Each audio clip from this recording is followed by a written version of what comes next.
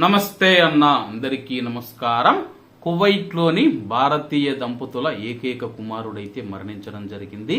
అలాగే ఆ పిల్లవాడు 5వ తరగతి చదువుతూ ఉన్నాడు.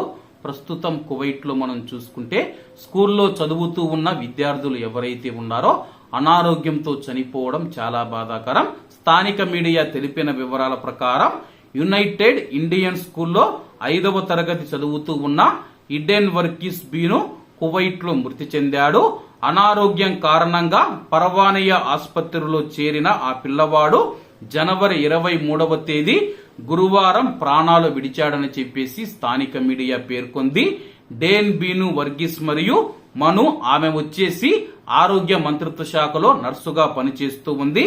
వాళ్ళ యొక్క ఏకైక కుమారుడైన ఇడెన్ వర్గీస్ బీను కువైట్ లో అనారోగ్యంతో మృతి చెందాడు.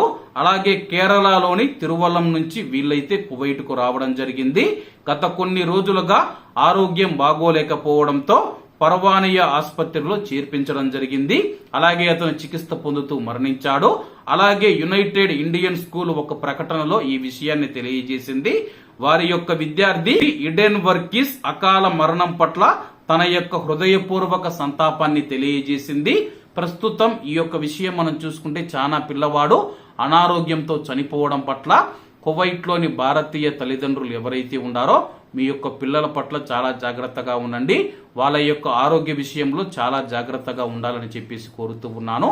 ఎందుకంటే మనకు ఏదైనా జబ్బు చేస్తే మనం డాక్టర్ల దగ్గరికి వెళ్ళి మనం ఇలా చేసింది, మాకు ఇది బాగలేదు అది బాగలేదు అని చెప్పుకోవచ్చు. కానీ చిన్నపిల్లలు ఎవరైతే ఉన్నారో వాళ్ళు నోరు తెరిచి తమకు ఈ సమస్య ఉంది, దీనివల్ల మాకు నొప్పి వస్తూ ఉందని చెప్పేసి చెప్పలేరు. కాబట్టి పిల్లల ఆరోగ్యం పట్ల చాలా జాగ్రత్తగా ఉండాలని చెప్పి మరీ కోరుకుంటూ, అలాగే యొక్క పిల్లవాడి ఆత్మకు శాంతి చేకూరాలని, అలాగే యొక్క కుటుంబానికి మన యొక్క ప్రగాఢ సానుభూతిని తెలియజేస్తూ అందరూ బాగుండాలి, అందులో మనం ఉండాలి. అందరికీ నమస్తే అన్న, జై హింద్.